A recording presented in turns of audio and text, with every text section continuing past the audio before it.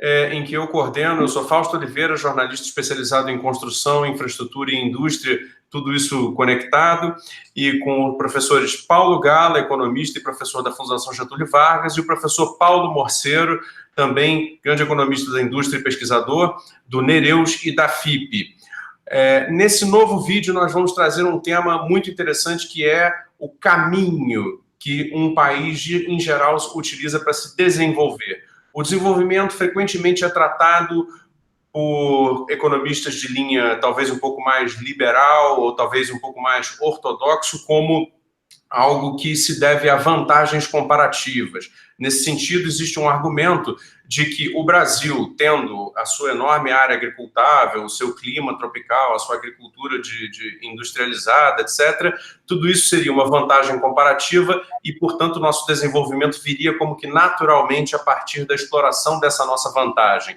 E daí a famigerada e famosa ideia de que o Brasil seria um celeiro, né? E que bastaria que nós produzíssemos produtos agrícolas, né? E talvez minerais também, e a exportação desses produtos nos garantiria naturalmente o estágio de desenvolvimento econômico. Nós aqui somos todos desenvolvimentistas e defensores do industrialismo. Portanto, eu gostaria de passar a palavra ao professor Paulo Gala para primeiro comentar o que ele acha dessa visão e como, na realidade, os seus estudos apontam para um caminho um pouco diferente do que a ideia da vantagem comparativa costuma advogar. Professor Paulo Gala, por favor. Como a gente tem muita vantagem... Bom, antes de nada, é um prazer estar aqui para conversar com vocês sobre esses temas que eu adoro, obviamente, né? Mas acho que é importante começar dizendo que o Brasil tem muita vantagem comparativa em mineração, especialmente minério de ferro e agricultura, né? Então, se criou essa ideia, essa ilusão no Brasil que a gente poderia se desenvolver apenas cultivando esses setores, né? Ocorre que esses setores, eles empregam muito pouco, eles são uma parte muito pequena da economia, de qualquer economia, né? Para dar um exemplo, até mesmo nas grandes potências agrícolas, o setor agrícola emprega não mais do que 2% da população.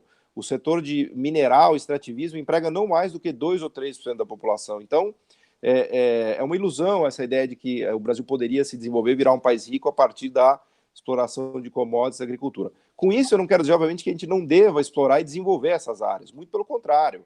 Essa é uma vantagem comparativa que a gente tem que usar, mas a gente tem que procurar dar passos no sentido de uma industrialização complementar à agricultura e uma industrialização complementar às commodities. A Austrália, por exemplo, fez isso muito bem. Ela desenvolveu uma industrialização totalmente ligada à indústria de commodities dela. Então, não são coisas contraditórias. As grandes potências agrícolas são também grandes potências industriais, tá? Estados Unidos, França, Holanda até, que é um caso que poucas pessoas conhecem. A Holanda é uma potência industrial e uma potência agrícola. Então, a primeira coisa que a gente tem que fazer é tirar essa ideia de que a gente pode só se desenvolver com agricultura e mineração. E a segunda é destacar essa complementariedade, e aí a vantagem comparativa pode ser um problema, porque como a gente tem muita vantagem comparativa nesses dois setores, existe uma tendência, uma força de gravidade no Brasil que nos leve para só fazer isso e nos impeça de desenvolver também a indústria. Aí a gente tem que, e há um debate muito legal, daqui a pouco a gente pode explorar mais, na literatura mundial, sobre quanto que um país tem que lutar um pouco contra as suas vantagens comparativas para tentar desenvolver novas atividades que poderão trazer o desenvolvimento para esse país. Então, há uma luta para construir vantagens comparativas em novas atividades. Eu vou passar a palavra um pouco para o Morcero, que ele é também grande conhecedor disso, né?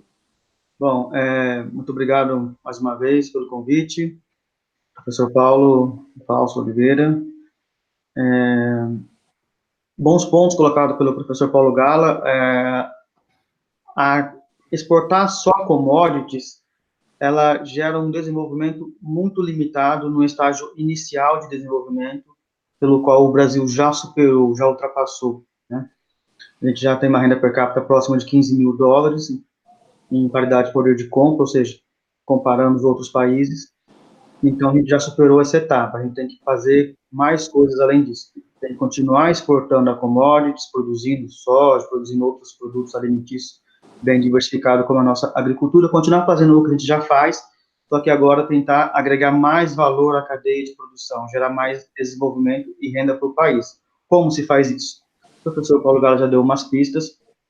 No caso da indústria de commodities, elas demandam, tanto da indústria quanto do setor agropecuário, demanda muitos insumos e componentes intensivos em tecnologia, da química, por exemplo. E no caso do Brasil, a gente importa cerca de 70% dos insumos e produtos finais ligados a fertilizante, a defensivos, ou seja, deixa de gerar um potencial de desenvolvimento muito grande aqui dentro do país, né?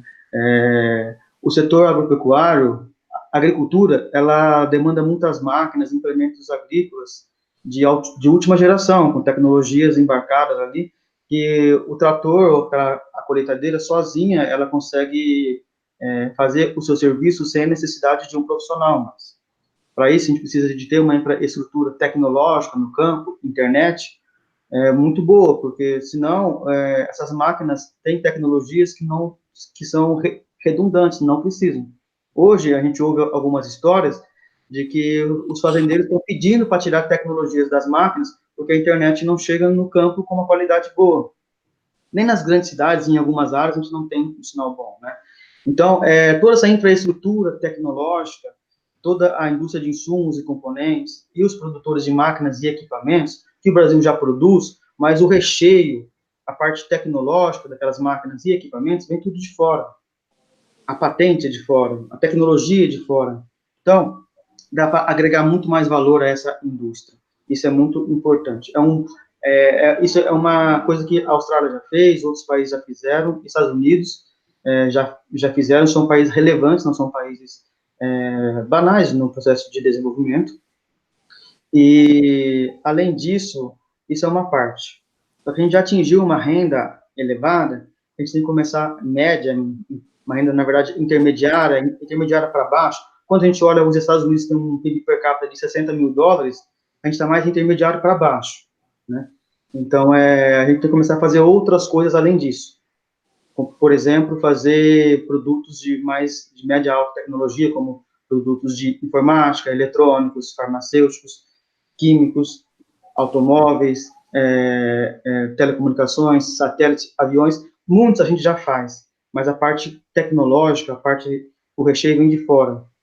E isso é muito importante, porque é nos componentes e nos insumos tecnológicos que está o desenvolvimento, que está a mão de obra qualificada. Além disso, o que é importante também é que a gente consiga ter como uma competitividade internacional para exportar. Uhum. Para que o país consiga exportar, para atingir um mercado maior. Então, fazer esses mesmos produtos melhor, que a gente já faz, com mais tecnologia desenvolvida internamente, com mais inovação, para ter eficiência para exportar. Então, dar uma aprimorada nesse modelo que a gente já tem. Isso é uma coisa interessante. Perfeitamente. Paulo Monteiro, dialogando com o que você acabou de colocar, na minha experiência profissional, eu posso dizer para você com razoável certeza que nós sim temos ainda no Brasil uma indústria capaz, por exemplo, o setor metal mecânico brasileiro ainda tem empresas plenamente nacionais capazes de produzir, digamos, britadores. Britadores são equipamentos pesados que transformam o minério bruto em produtos já disponíveis para venda, por exemplo, em agregados para construção civil, que são pedras já um pouco mais esculpidas, né? Elas passam por equipamentos razoavelmente grandes para se transformar em produto final, e aquilo já é um beneficiamento. Isso poderia ser um exemplo de uma atividade industrial que agrega valor e tecnologia a partir do setor mineral. Ocorre que no Brasil hoje existe uma competição internacional muito forte por estes mesmos setores. E a indústria brasileira, que poderia estar provendo britadores com preferência para o mercado nacional, sequer dentro do mercado nacional consegue grandes evoluções, não consegue nem ser líder do mercado nacional e tampouco consegue agregar mais tecnologia, né, para transformar o seu produto num produto que dialogue de igual para igual com os britadores, no caso do exemplificado aqui, que vem de fora do Brasil. Eu gostaria de colocar essa bola para vocês dois comentarem aí. Talvez o professor Paulo Gala queira começar falando sobre isso? Pode ser. Eu acho que é importante lembrar que a gente não se desenvolve porque é difícil se desenvolver, né? É uma briga O sistema capitalista, ele é um sistema violento, ele é um sistema maravilhoso para criar riqueza, criar tecnologia, mas ele traz uma briga, uma competição muito feroz, né? Então, quando os países chegam ali naquela fase da renda média, que o Murcero estava destacando, com um nível tecnológico, domínio low-tech, medium-tech, aí sim eles começam a enfrentar os pesos pesados da economia mundial, né? Então, pega o caso dos britadores, que eu não conheço, mas que eu achei maravilhoso o seu exemplo. Evidente que tem os gigantes mundiais que estão aí nesse mercado, disputando com unhas e dentes, e querem dominar o mundo, conquistar o mundo. Eles vão entrar aqui para ganhar dos brasileiros no mercado brasileiro e para não deixar os brasileiros ganharem espaço no mercado mundial. Esse é o desafio de se desenvolver, a gente conseguir construir indústrias e um tecido produtivo capaz de ganhar a briga por competência no mercado doméstico e por competência no mercado mundial. E como se diz isso em inglês, né, easier said than done, é difícil, muito difícil fazer isso. E só para resgatar rapidamente o primeiro bloco da conversa, o desenvolvimento econômico é esse passo a passo dos setores, né? Então você sai da agricultura tradicional de subsistência, faz uma revolução industrial, começa a produzir produtos low-tech, de baixo conteúdo tecnológico, sapato, chinelo, havaiana, coisas do gênero, aí você caminha para o medium tech, já com conteúdos mais significativos, até onde o Brasil chegou, depois você vai para o high-tech, e aí você chega vamos dizer assim, no suprassumo, que são os serviços sofisticados, empresariais, de design, serviços high-tech e assim por diante. E esse percurso é muito difícil percorrer, e para agravar a situação, nem isso está no debate público brasileiro, porque a maioria dos nossos economistas mais ortodoxos, eles acham que o desenvolvimento é setor neutro, né? Eu vou usar um termo bem técnico economês. O que é desenvolvimento é setor neutro? Significa dizer que um país pode se desenvolver de qualquer maneira, com qualquer setor e com qualquer produto.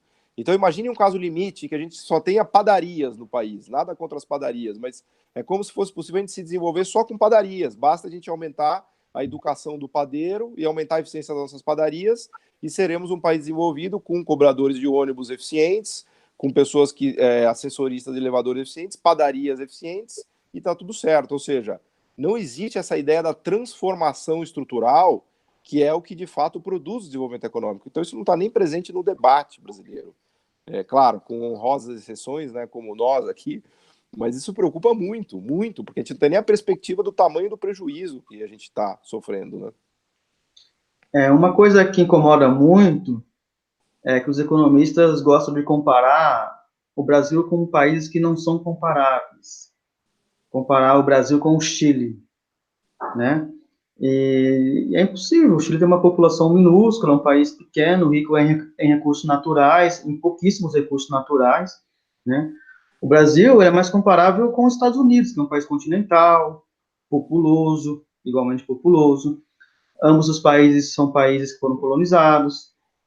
Lá também teve escravidão, aqui também teve, ou seja, né? Só que lá eles conseguiram resolver, fizeram uma reforma agrária e já resolveram isso há muito tempo, né?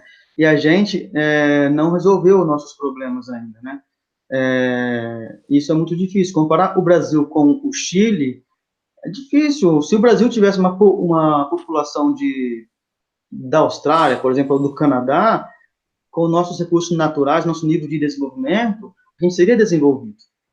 Pega o estado de São Paulo. Se o Brasil fosse o estado de São Paulo, a gente estava na porta de entrada dos países desenvolvidos. Acontece que o Brasil é um país muito grande, é muito populoso, tem que produzir muito mais que produtos agrícolas, que produtos minerais, que produtos de baixa e média complexidade. E tem que avançar os produtos mais de alta e média alta tecnologia, não só produzir, né? Produzir e como produzir. E criá-los. A gente tem que criá-los, a gente não cria, a gente copia de fora e faz uma ligeira adaptação, que é uma tropicalização, uma adaptação, por exemplo, a gente pega um carro feito lá fora, adapta para o Brasil, adapta o pneu porque o solo brasileiro é mais quente. Ou seja, isso é uma adaptação pontual. O grosso do desenvolvimento tecnológico, do desenvolvimento de criação de tecnologia, foi feito lá fora. E ainda a gente paga royalties lá para fora, para usar a tecnologia, né? As multinacionais acabam remetendo lucro para fora. Então, parte relevante do desenvolvimento vaza para fora, na forma de criação de tecnologia, depois a gente passa a importar essas tecnologias, os insumos e componentes. Ou seja, a gente tem que voltar a pensar não só em produzir, pensar em como produzir, e em criar tecnologia para a gente ter um desenvolvimento mais autônomo e mais eficiente para que a gente possa exportar, ter uma competitividade internacional, né? Comparar o Brasil com o Chile com um modelo de desenvolvimento é anacrônico, não faz sentido no tempo, né? O país é muito grande, tem outros problemas, né? Tem problemas regionais, tem problemas de saneamento básico, tem problemas gravíssimos que não está que a gente poderia solucioná-los com tecnologias industriais, por exemplo. A gente consegue fazer resolver problemas de grande interesse social de várias áreas, na área do meio ambiente, na área social e de infraestrutura física e tecnológica, transporte de grandes locomoções, com o maior protagonismo em criar, em fazer melhor esses produtos e serviços com mais intensidade de conhecimento e tecnologia. Paulo Morceiro, isso que você traz é essencial, a disparidade das comparações que, na verdade, contribui negativamente para o debate, desinforma pessoas, né? Como se uma pessoa que viajasse para Santiago do Chile, que é uma cidade que eu conheço bem, voltasse de lá dizendo que basta aplicar, então, o modelo chileno, que nós vamos chegar a ser uma Santiago do Chile e o país será todo bem organizado, limpo, etc., o que é uma evidente imprecisão. Mas você tem um estudo bastante respeitado, que tem inclusive sido muito ventilado na grande imprensa econômica brasileira, a respeito da desindustrialização. O país já teve um percentual de produto industrial em relação ao seu próprio PIB maior do que aquilo que tem atualmente. E, para piorar um pouco a situação, a quantidade de inovação industrial adotada e promovida pelo Brasil no seu setor industrial veio caindo ao longo dos últimos 40 anos, como o seu estudo tem demonstrado. Diante dessa situação, e aí eu já encaminho para uma palavra final desse nosso pequeno debate, qual a opinião de vocês sobre o método para se recolocar a indústria dentro de um caminho de qualidade, de agregação de valor e de progresso tecnológico que possa contribuir para a economia brasileira dessa maneira como vocês advogam? Eu acho que não dá mais para a gente ter um processo de desenvolvimento, de industrialização, como a gente teve no passado, cheia de anabolizantes, cheia de subsídios, sem os benefícios. Isso foi muito bom, a gente aprendeu muito com o passado. O Brasil tem vários aprendizados a tirar de várias áreas. A gente fez muitos progressos parciais em várias áreas. Na área da industrialização foi uma delas, na área do desenvolvimento social, na área política. Em todas as áreas, o Brasil fez progressos parciais.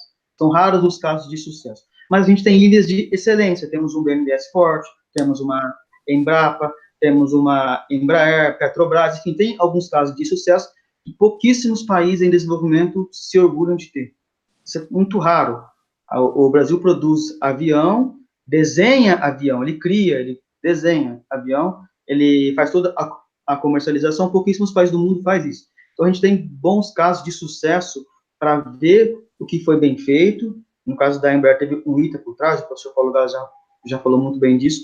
Temos muito casos de sucesso para ver o que foi bem feito e tentar emulá-los de uma forma diferente, de uma forma mais atualizada, com um benchmark internacional. Ou seja, fazer melhor, fazer bem feito, mais eficiente, porque o desenvolvimento, além dele ser mais eficiente e competitivo internacionalmente, no caso, por exemplo, da Hyundai, da Coreia do Sul, que ele também resolva problemas sociais, que essas tecnologias tenham aplicação social. Eu vou dar só um exemplo curtinho, que nós estamos já alongando um pouco.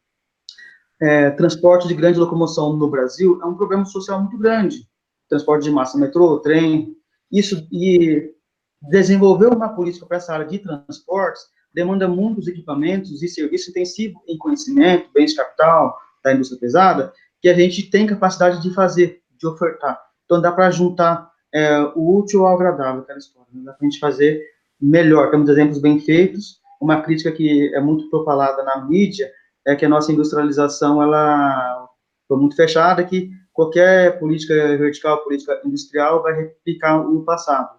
Isso não é verdade, a gente pode aprimorar isso, como está aprimorando em muitas outras áreas.